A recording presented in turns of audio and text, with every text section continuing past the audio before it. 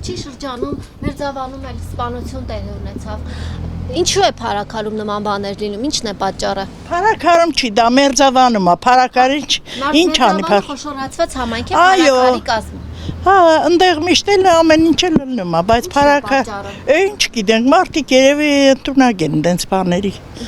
Իսկ փառաքարում ինչ մթնոլորտ է։ Փառաքարում շատ լավ մթնոլորտ է, ամեն մեկը ինքը իր ուզածին պետք է ընտրի, ով որ բարեխիղճ, ով որ լավ գյուղացու հանդեպ, ամեն ինչի, ինչ պակաս, ինչ կարիքներ ունեն, ինչի բողոքներ ունեն, ով որ կատարում է նրան է պետք է ընտրի։ Խնդիրները շատ են, ես մի հատ ասել եմ, էլի ասեմ, ջրերի հեռացման, հետո խմելու ջուրը, որ արտիզան ջուրախառնում ամառը, գնում ենք խանութներից ենք առնում բերում, էդի նմիկում, այս քարանքի հողն ու փոշին,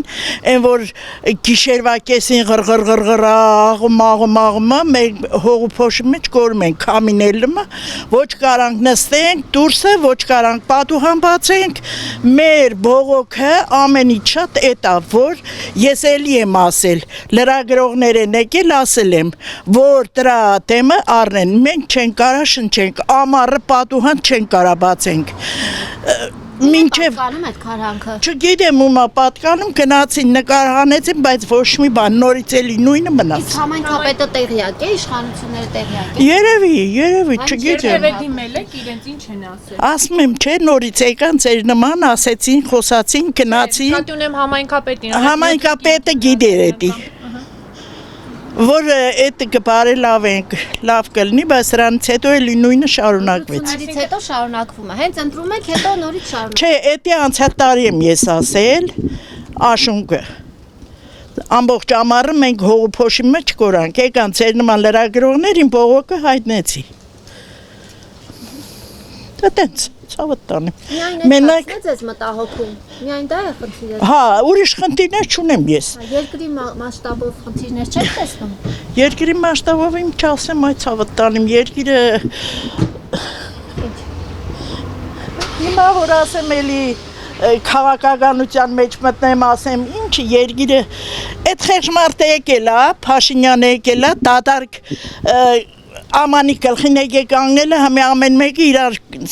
կողմից խոսում են, ես ինչ արեցեն, ինչ արեց, ճիշտ չարեց, սխալ արեց, հազիվ անում էլի,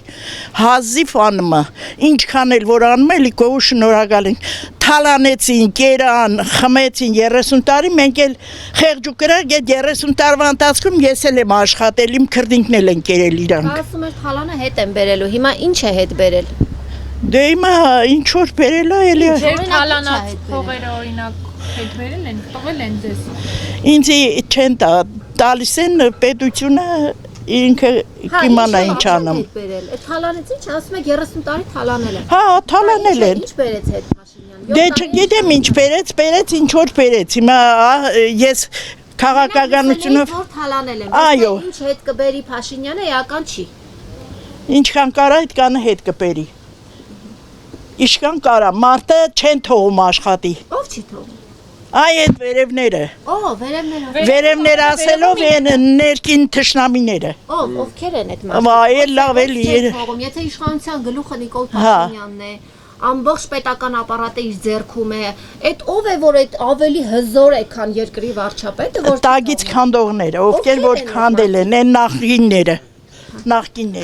Նախկիներ չեն թողում որ Փաշինյանը աշխատի։ Այո։ Տագից քանդում են, ես մեր զինվորների գլուխն էլ իրանք են կերել, այդ նախկինները։